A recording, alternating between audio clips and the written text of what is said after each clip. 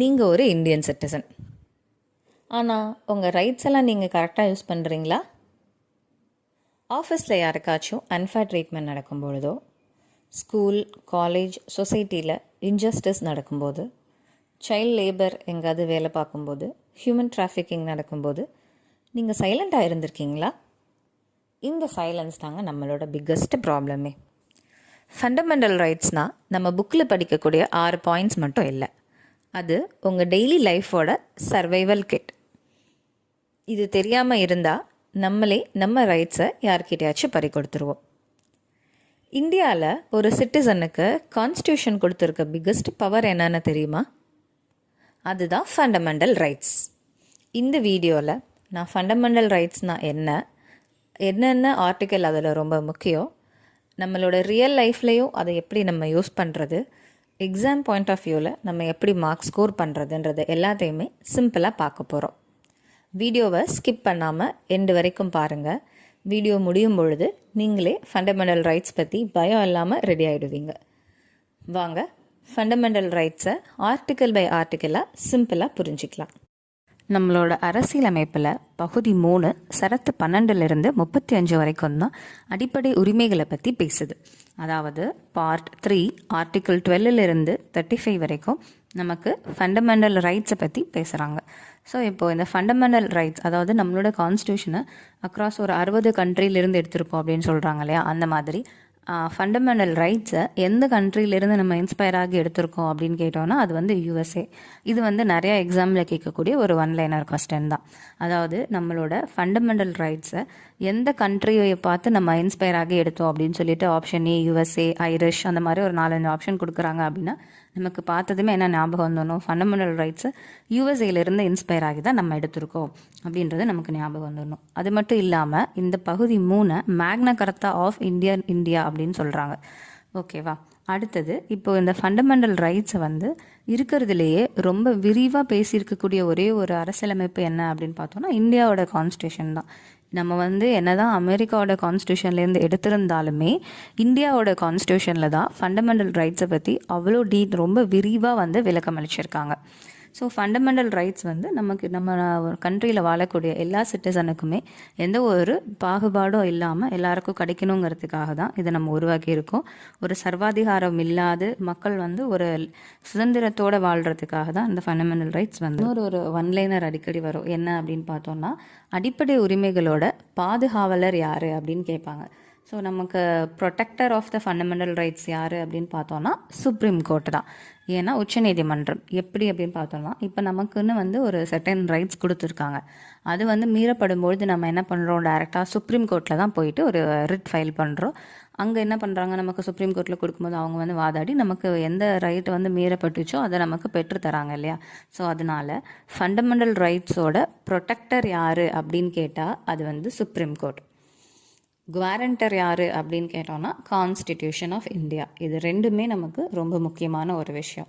So பாதுகாவலர்னா உச்சநீதிமன்றம், உத்தரவாதம் அளிப்பது என்னென்னா இந்திய அரசியலமைப்பு.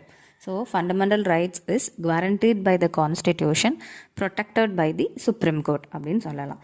ஸோ இப்போது ஃபஸ்ட் இது என்னென்ற இன்ட்ரோ பார்த்துட்டோம். இப்போ எத்தனை ஃபண்டமெண்டல் ரைட்ஸ் இருக்குது அப்படின்னு பார்க்குறோம். ஸோ ஒரிஜினலாக 7 ஃபண்டமெண்டல் ரைட்ஸ் இருந்திருக்கு. என்ன அப்படின்னு பார்த்தோன்னா, right to equality, right to freedom, right against exploitation, right to freedom of religion, cultural and educational rights, rights to property, right to constitutional remedyன்னு சொல்லிட்டு ஒரு 7 ரைட் இருக்குது. அதாவது சமத்துவ உரிமை, சுதந்திர உரிமை, சுரண்டலுக்கு எதிரான உரிமை, சமய சார்பற்ற அதாவது மத சுதந்திர உரிமை, பண்பாடு மற்றும் கல்வி, அப்புறம் வந்து ரைட் டு பொருள் வாங்குற ப்ராப்பர்ட்டி, அதுக்கப்புறமா பொருளாதாரத்திற்கு அரசியலமைப்புக்கு உட்பட்ட தீர்வு காணும் உரிமை, அதான் ரைட் டு கான்ஸ்டியூஷனல் ரெமடிஸ்ன்னு ஃபஸ்ட்டு வந்து 7 இருந்திருக்கு இனிஷியலாக. அதுக்கப்புறம் 44வது சட்ட திருத்தத்தின் மூலமாக அந்த ரைட் டு ப்ராப்பர்ட்டி அப்படின்றது ஆர்டிக்கல் 31 இருந்தது. அதை ரிமூவ் பண்ணி article 300A of the part 12 வச்சுருக்காங்க. ஸோ இப்போது நம்மக்கிட்ட 6 ஃபண்டமெண்டல் ரைட்ஸ் தான். ஸோ இதுவுமே நம்ம அடிக்கடி எக்ஸாமில் பார்த்துருப்போம். மொத்தம் வந்து எத்தனை ஃபண்டமெண்டல் ரைட்ஸ் இருக்குது அப்படின்னு கேட்பாங்க. 6. ஒரிஜினலாக 7 இருந்துச்சு. அடுத்து இன்னொரு கேள்வி என்ன கேட்பாங்கன்னா, அந்த சொத்துரிமை இருக்குது இல்லையா, அந்த சொத்துரிமையை வந்து எத்தனாவது அமெண்ட்மெண்ட்டை யூஸ் பண்ணி, சட்ட திருத்தத்தை யூஸ் பண்ணி வந்து நீக்குனாங்க ஃபண்டமெண்டல் ரைட்ஸில் இருந்து அப்படின்னு கேட்பாங்க. அப்போ அந்த ரைட் டு ப்ராப்பர்ட்டி, சொத்துரிமை 31வது சரத்தை 44வது சட்ட திருத்தம் மூலமாக நீக்கி அது வந்து காமனாக ஒரு சட்ட உரிமையில் வச்சுட்டாங்க. 300A ஃபண்டமெண்டல் ரைட்ஸில் வைக்காமல் ஒரு 300A அப்படிங்கிற ஒரு நார்மல் ஆர்டிக்கலில் வச்சுட்டாங்க. அது பார்ட் 12 இருக்குது. ஸோ இதுதான் நம்மக்கிட்ட இருக்கக்கூடிய இப்போ பேசிக்காக இருக்கக்கூடிய ஒரு விஷயங்கள், ஃபண்டமெண்டல் ரைட்ஸை பற்றி நம்ம தெரிஞ்சுக்க வேண்டியது. இதுக்கப்புறமா நம்ம ஒரு ஆர்டிக்கிளும் என்ன சொல்லுது, அந்த ஒரு 6 ரைட்ஸ் பார்த்தோம் இல்லையா, அது வந்து என்ன சொல்லுது அப்படின்றத நம்ம பார்க்க போகிறோம். முதலாவதாக சமத்துவ உரிமை, அதாவது ரைட் டு ஈக்குவாலிட்டி. ஆர்டிக்கல் 14 இருந்து 18 வரைக்கும் இதை எக்ஸ்பிளைன் பண்ணுறாங்க. இப்போது சமத்துவ உரிமையில் என்ன சொல்கிறாங்கன்னா, சட்டத்தின் முன் அனைவரும் சமம். நீ ஏழையாக இருந்தாலும் சரி, பணக்காரனாக இருந்தாலும் சரி, ஒரு சாதாரண குடிமகனாக இருந்தாலும் சரி, ஒரு பெரிய லெவல் ஆஃபீஸரோ அதிகாரியாக இருந்தாலும் சரி, சட்டம் எல்லாரையும் ஒரே விதமாக தான் பார்க்கும். சட்டத்திற்கு முன் அனைவரும் சமம் அப்படின்னு சொல்கிறாங்க. அது மட்டும் இல்லாமல் ஒருத்தவங்களோட பிறந்த இடமையோ, இனம், ஜாதி, மதம், பாலினம் அடிப்படையில் எந்த ஒரு வேறுபாடும் காட்டக்கூடாது. அரசு வேலை வாய்ப்பில் சம வாய்ப்பு வழங்கணும். அங்கே எந்த ஒரு பாகுபாடும் காட்டக்கூடாது. தீண்டாமையை ஒழிக்கணும். பட்டங்கள் வழங்குறத தடை செய்கிறாங்க. இப்போ பட்டங்கள் அப்படிங்கும்போது மிலிட்டரி அண்டு அகாடமிக் டைட்டில்ஸ் மட்டும்தான் அலோவுடு. மற்ற எந்த ஒரு பட்டங்களுமே வழங்கக்கூடாது. அதை தடை செஞ்சுருக்காங்க. இதுதான் article 14 to 18. First equality before law and equal protection of law. அதுக்கப்புறம் ஒருத்தவங்களோட race, caste, place of birth, sex இதை வச்சு நம்ம ஒரு பாகுபாடு காட்டுறதை தடை செய்கிறாங்க. ஈக்குவல் ஆப்பர்ச்சுனிட்டி எதில் அப்படின்னு பார்த்தோன்னா எம்ப்ளாய்மெண்ட்டில். Prohibition of untouchability, abolition of titles. இதுதான் என்ன அப்படின்னு பார்த்தோம் அப்படின்னா சமத்துவ உரிமை 14 to 18, ரைட் டு ஈக்குவாலிட்டி. அடுத்தது ரெண்டாவது என்ன பார்க்க போகிறோம் அப்படின்னு பார்த்தோன்னா சுதந்திர உரிமை, right to freedom. Article 19 to 22 வரைக்கும் எக்ஸ்பிளைன் பண்ணுது ரைட் டு ஃப்ரீடமை பற்றி. இப்போ நம்ம ஜனநாயகத்தோட உயிர் என்ன அப்படின்னு பார்த்தோம்னா இந்த ரைட் டு ஃப்ரீடம் தான் ஜனநாயகத்தோட உயிர். அதாவது ஒரு குடிமகனுக்குமே நம்ம சொல்கிறோம் இல்லையா, எனக்கு வந்து நான் ஒரு இந்திய குடிமகன், எனக்கு வந்து என்னோட கருத்தை வந்து சுதந்திரமாக தெரிவிக்கிறதுக்கான உரிமை இருக்குது அப்படின்னு. அது எல்லாமே நமக்கு இந்த 19 to 22 தான் கொடுத்துருக்கு. பேசுகிறதுக்கோ, எழுதுறதுக்கோ, கருத்து தெரிவிக்கிறதுக்கோ. இப்போ இங்கே ஆர்டிக்கல் 19ல் ஒரு 6 ரைட்ஸ் வந்து குவாரண்டட் பண்ணுறாங்க. அது என்ன அப்படின்னு பார்த்தோன்னா, என்னோட freedom of speech and expression, என்னோட கருத்தை வந்து நான் வெளிப்படுத்தலாம். அமைதியாக ஒரு இடத்துல நான் வந்து கூடுறதுக்கான உரிமை இருக்குது.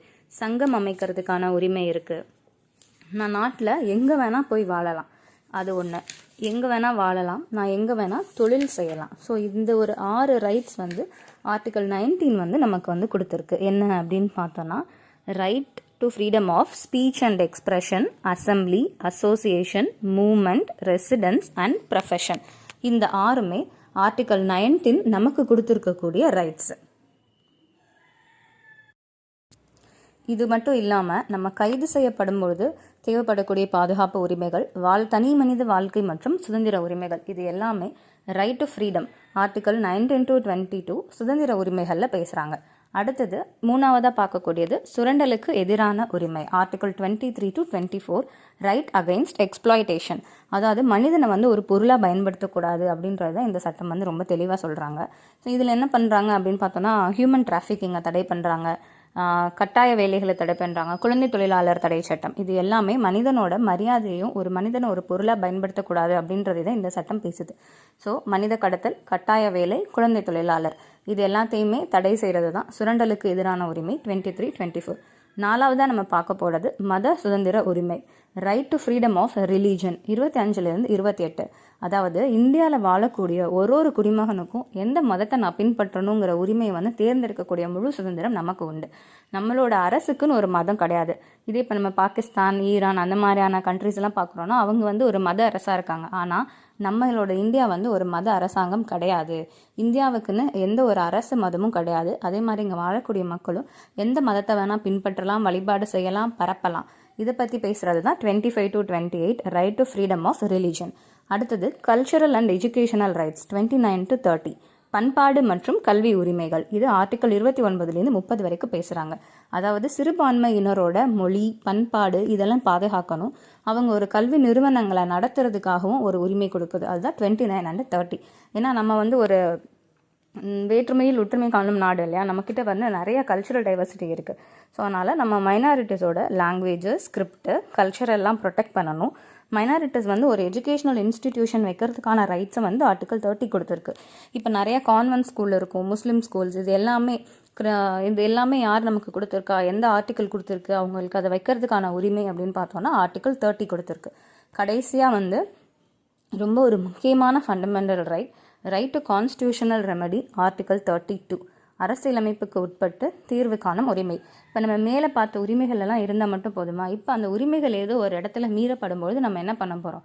இங்கே தான் நம்ம மேலே கூறப்பட்ட எல்லா உரிமைகளில் ஏதோ ஒன்று மறுக்கப்பட்டால் கூட டைரெக்டாகவே நம்ம சுப்ரீம் கோர்ட்டை நாடி, உச்சநீதிமன்றத்தை நாடி நமக்கான தீர்வை பெற்றுக்கலாம், அரசியலமைப்புக்கு உட்பட்டு. அதுதான் இந்த ஆர்டிகல் 32.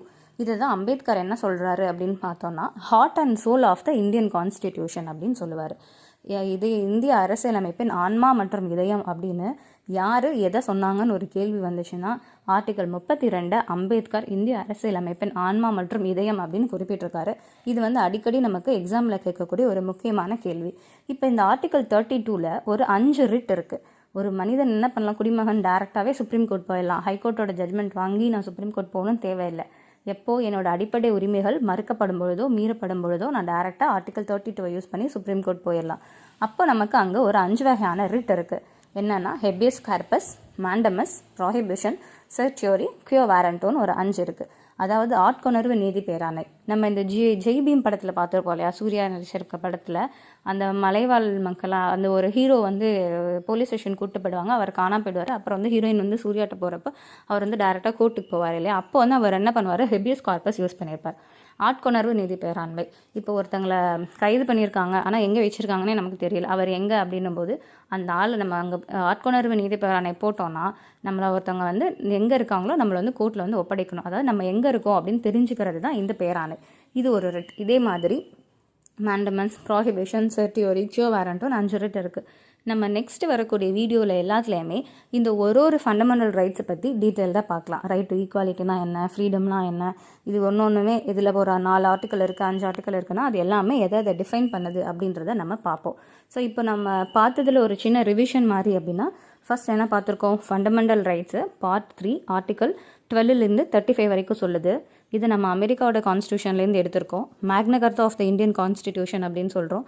அடுத்தது இதோட குவாரண்டர் யார், ப்ரொடெக்டர் யார், உத்தரவாதம் அளிக்கிறவர் யார், பாதுகாப்பு கொடுக்குறவர் யார். உத்தரவாதம் அளிப்பவர் யார் அப்படின்னு பார்த்தோன்னா கான்ஸ்டிடியூஷன், பாதுகாவலன் யார், உச்சநீதிமன்றம்.